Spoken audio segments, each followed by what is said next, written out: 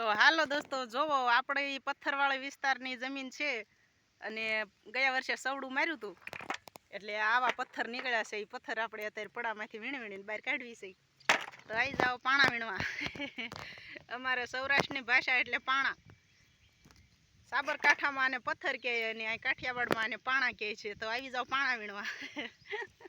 સવારના વીણવી જઈએ. હવે તડકો થવા માંડ્યો છે તો હવે હું બેઠા બેઠા દાંત કાઢવા. આ શેઠ જો ને બેઠ બેઠા સાંયે બેઠ બેઠા દાંત કાઢે છે. તો હવે સાંયે વયા જઈશું આપણે. આ છેલ્લું તગારું છે એટલે ફોન અત્યાર સુધી આપણી પાસે નહોતો. આ શેઠ લઈને વયા ગયા હતા ગામમાં, અત્યારે આવ્યા છે એટલે વિડીયો બનાવ્યો.